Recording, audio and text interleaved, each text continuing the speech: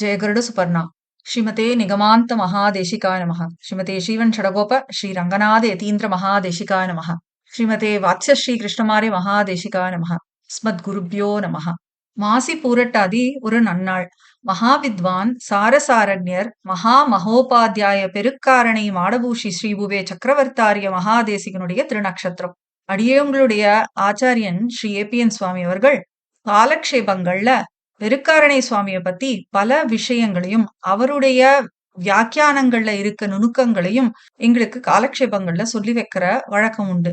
பெருக்கரணை சுவாமியுடைய திருநக்ஷத்திர நன்னாள்ல ஸ்ரீ ஏபிஎன் சுவாமி கிட்ட கத்துண்ட சில விஷயங்களை பெருக்கரணை சுவாமியுடைய வியாக்கியானங்கள்ல இருந்து எடுத்து உங்களுக்கு ஷேர் பண்றேன். இதுக்கு முன்னாடி பெருக்காரணை சுவாமியுடைய அற்புதமான தனியன் ஸ்ரீரங்ககாரி ஜனியோகி பதாப்ஜ பிருங்கம் ஸ்ரீவீர ராகவ கிருபார்த்த சமஸ்த போதம் ஸ்ரீவாச ராகவ சுதம் வினயாபிராமம் ஸ்ரீ சக்கரவர்த்தி குருவர்யம் அகம் பிரபத்யே.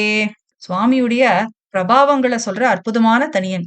சுவாமி இஞ்சிமேடு ஸ்ரீமத் அழகிய சிங்கர் திருவடிகளை ஆசிரயித்தவர். அபினவ தேசிகன் ஸ்ரீ உத்துமூர் சுவாமியின் கருணைக்கு பாத்திரமானவர். ஸ்ரீனிவாசாச்சாரியாருடைய திருக்குமாரர், வினயம் மிக்கவர். அப்படிப்பட்ட குருவான சக்கரவர்த்தாரிய மகாதேசிகனை சரணடைகிறேன் அப்படிங்கிறதுதான் இந்த அற்புதமான தனியன். சுவாமி தேசிகன் ஸ்ரீமத் ரகசியத்ரய சாரத்துல சாஸ்திரிய நியமனாதிகாரத்துல ஸ்ரீபாஷ்யக்காரருடைய கட்டளைகளை லிஸ்ட் பண்றார். சுவாமி ராமானுஜர் என்ன சொல்றாராம், நம்ம ஒரு ஸ்ரீ வைஷ்ணவனா இருக்கணும்னா நம்ம என்ன பண்ணணும், நம்ம டைம் எப்படி ஸ்பெண்ட் பண்ணணும் அப்படிங்கிறதுக்கு தான் இந்த 5 ஸ்டெப் பிரிஸ்கிரிப்ஷன் கொடுக்குற சுவாமி ராமானுஜர். ஸ்ரீ பாஷ்யக்காரர் அருளிய கிரந்தங்களை குருவிடம் போய் கத்துக்கோங்க. அதாவது ஸ்ரீபாஷ்யம், கீதா பாஷ்யம், இந்த மாதிரி கிரந்தங்களை கத்துக்கணும். அது முடியலன்னா ஆழ்வார்கள் அருளி செய்த 4000 திவ்ய பிரபந்தங்களை அர்த்தத்துடன் போய் கத்துக்கணும். அதுவும் முடியல அப்படின்னா திவ்ய தேசங்கள்ல போய் கைங்கரியம் பண்ணணும். அதுவும் முடியலன்னா துவய மந்திரத்தை அர்த்தத்தோட ஜபம் பண்ணணும். அதுவும் முடியலன்னா ஒரு ஸ்ரீ வைஷ்ணவனுக்கு கைங்கரியம் பண்ணிட்டு இருக்கணும் அப்படின்றது ஒரு 5 ஸ்டெப் பிரெஸ்கிரிப்ஷனா சுவாமி ராமானுஜர் சொன்னத சுவாமி தேசிகன் சாஸ்திரிய நியமனாதிகாரத்துல டாக்குமெண்ட் பண்ணிருக்கார். இதுல யாராவது ஒருத்தர் இத 5ஐயும் பண்ணா அவ எப்படிப்பட்டவா அப்படிங்கறதுதான் ஏபிஎன் சுவாமி அவர்கள் அடிக்கடி சொல்றார். இந்த 5ஐயும் கடைபிடித்த ஒரு மகான் யாருன்னா அவர்தான் நம்மளுடைய பெருக்காரணை மாடபூஷி ஸ்ரீ உவே சக்கரவர்த்தாரிய மகாதேசிகன். அதனால இந்த சுவாமிய நாத்தஸ்ஸ யூத்தஸ்ஸனக அப்படின்னு சொல்லிட்டு சாரசாரஜரான இந்த சுவாமி எங்களுடைய நாதன் அப்படின்னு சொல்லி அடிக்கடி ஏபிஎன் சுவாமி சாதிக்கிறது உண்டு. இஞ்சிமேடு ஸ்ரீமத் அழகிய சிங்கர் கிட்ட சாரசாரஜர் அப்படின்னு ஒரு விருதம் வாங்கினவர் பெருக்காரணை சுவாமி. இந்த சுவாமி பல கிரந்தங்கள் சாதிச்சிருக்கார். இவர் தன்னுடைய ராமாயண சுதா அப்படிங்கிற கிரந்தத்தை ஆரம்பிக்கிறதுக்கு முன்னாடி சொல்றார், இந்த உலகத்துல இருக்கிற நம்ம எல்லாரும் 3 முக்கியமான விஷயங்களை பண்ணணும் அப்படின்னு பெருக்கரண சுவாமி சொல்றார். அவர் லிஸ்ட் பண்ற விஷயம் என்னன்னா, வேதாந்த விஷயமான விசேஷ கிரந்தங்களை எழுதணும், அந்த கிரந்தங்களை மத்தவாளுக்கு சொல்லி கொடுக்கணும், அதுக்கப்புறம் திவ்ய தேசங்கள்ல போய் எம்பெருமான சேவிக்கணும் அப்படின்னு. சோ தான் எழுதின இந்த விஷயங்களை தன்னோட வாழ்நாள்ல கடைபிடித்தவர் நம்மளுடைய சாரசாரஜர் சுவாமி. நம்ம சனாதன தர்மத்துல ஒரு இன்ட்ரெஸ்டிங் நம்பர் என்ன அப்படின்னா நம்பர் 18. மகாபாரதத்துல மொத்தம் 18 சாப்டர்ஸ், 18 பர்வங்கள் இருக்கு. அடுத்தது மகாபாரதத்துல இருக்கிற கீதை, கிருஷ்ண பரமாத்மா அருளி செய்த பகவத்கீதையும் 18 அத்தியாயங்கள் கொண்டது.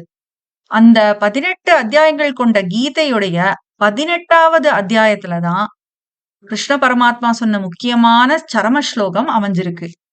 நம்மளுடைய புராணங்களும் 18.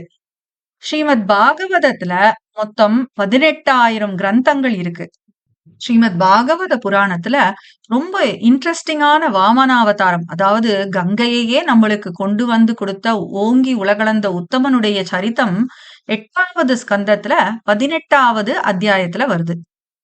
அடுத்தது மகாபாரத யுத்தம் அப்படின்னு பார்த்தா அதுவும் 18 நாட்கள் நடந்தது. அதுவும் 18 அக்ஷோகினி சைன்யங்களுக்கு நடுவுல நடந்த சண்டை தான் இந்த மகாபாரத போர். சுவாமி ராமானுஜர் பெரிய திருமலை நம்பிகள் கிட்ட திருமலைக்கு 18 முறை போய் ராமாயணத்துடைய அர்த்தங்களை கத்துண்டார். அப்படி அவர் கத்துட்ட விஷயங்கள 18 ராமாயண ரகசியங்கள் அப்படின்னு சொல்லி அதையும் நம்ம லிஸ்ட் பண்றோம். இது எல்லாத்த விட இன்னொரு இன்ட்ரெஸ்டிங் விஷயம் என்னன்னா, இந்த நம்பர் 18 பத்தி திருப்பாவையில பார்க்கலாம். திருப்பாவையோடைய 18வது பாசுரம் என்னதுன்னா, "உந்து மதகளித்தன் ஓடாத தோள்பலியன்" அப்படின்னு சொல்லிட்டு பிராட்டி பத்தின பாசுரம். பிராட்டிய நம்ம சொல்றது உக்காரம் அப்படிங்கிற அக்ஷரத்துல சொல்றோம். பிராட்டி நம்மளுக்கு எப்படி ஒரு மீடியேட்டரா, அதாவது புருஷகாரம் பண்ணி பெருமாளுடைய கோபத்தை தணிச்சு நம்மளுக்கு பெருமாள் கிட்ட போறதுக்கு வழிவகுக்கிறா அப்படின்னு எக்ஸ்பிளைன் பண்ற ஒரு அற்புதமான பாசுரம் தான் திருப்பாவையில இருக்கிற 18வது பாசுரமான உந்து மதகளித்தன் பாசுரம். இந்த மாதிரி 18 அப்படிங்கிற இந்த ஒரு எண்ணுடைய இன்ட்ரெஸ்டிங் இன்ஃபர்மேஷனை நம்ம லிஸ்ட் பண்ணிட்டே போகலாம். இந்த 18ன்ற எண்ணுக்கும் இதிகாச சிரேஷ்டமான ராமாயணத்துக்கும் ஒரு இன்ட்ரெஸ்டிங் லிங்க் இருக்கு.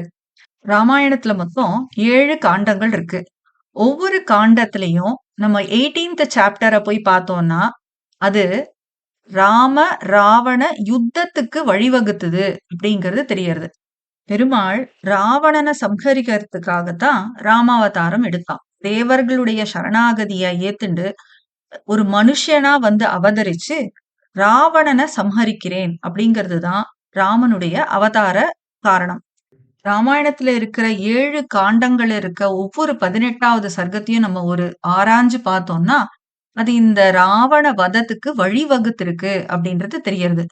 முதல்ல இப்ப பாலகாண்டம். பாலகாண்டத்துல 18வது சர்க்கத்துல ராமாவதாரம் சொல்லப்படுறது. அடுத்தது ராமன் பிறந்தா மட்டும் போதுமா? போதாது. அவன் காட்டுக்கு போனோம்.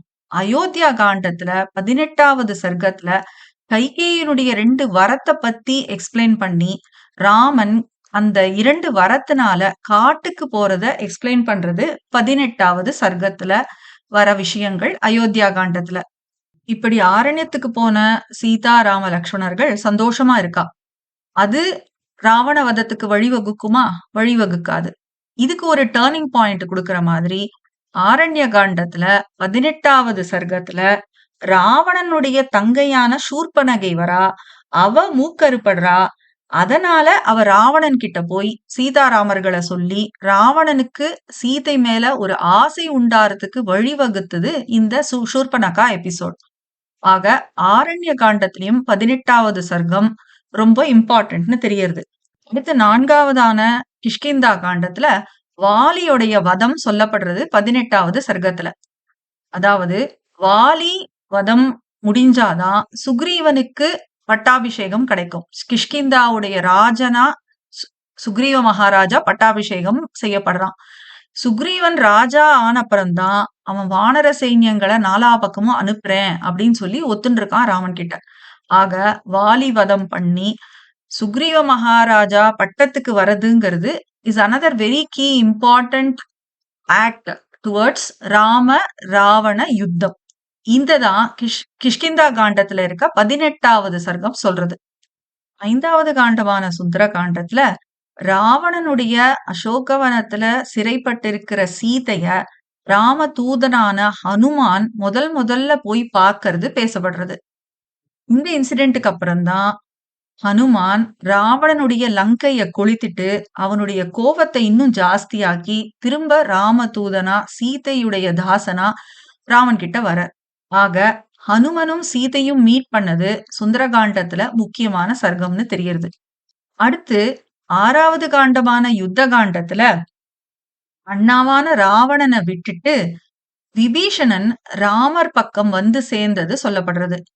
விபீஷணன் ராமன் பக்கத்துல வந்தாதான் ராவணனுடைய சில முக்கியமான சீக்ரசி விஷயங்கள்லாம் ராமனுக்கு தெரிய வந்தது. அதாவது இந்திரஜித்துடைய வதம், ராவணனுடைய வலது கை போல இருந்த இந்திரஜித், அவனுடைய மகனான இந்திரஜித் கொல்லப்படுறதுக்கு முக்கியமான ஒரு காரணமா இருந்தவர் விபீஷணன் சொன்ன சீக்ரெட் விஷயங்கள். சோ விபீஷணன் வந்து ராமனை பார்த்தது அப்படிங்கிறது ராம ராவண யுத்தத்துக்கு வழிவகுத்ததுன்னு சொல்லணும். ராமாயணத்துடைய 7வது காண்டமான உத்தர காண்டத்துல ராவண வதத்துக்கு காரணமான வேகவதியுடைய சாபம் விவரிக்கப்படுறது. இப்படி ராமாயணத்துல இருக்கிற 7 காண்டங்கள்ல இருக்கிற 18வது சாப்டர நம்ம பார்த்தோம்னா, அது எல்லாமே ராவண வதத்துக்கு வழிவகுக்கிற இன்சிடென்ட்ஸா அமைஞ்சிருக்கு அப்படிங்கிறத திருக்கரண சுவாமி தன்னுடைய ராமாயண சுதா அப்படிங்கிற வியாக்கியானத்துல எக்ஸ்பிளைன் பண்ணியிருக்கார். ஸ்ரீ ஏபிஎன் சுவாமி அவர்கள் கிட்ட காலக்ஷேபங்கள்ல கத்துண்ட இந்த அற்புதமான விஷயத்த பெருக்கருணை சுவாமியுடைய திருநக்ஷத்திர சுதினத்துல உங்க எல்லார்கிட்டயும் ஷேர் பண்ணிண்டது அடியனுக்கு பரம பாக்கியம். ராமாயணம் அப்படிங்கிறதே ரொம்ப பாவனமான சோபனம் தரும் ஒரு சரித்திரம். ராமநாமம் நம்மளுடைய பாபங்களை எல்லாம் போக்கக்கூடியது.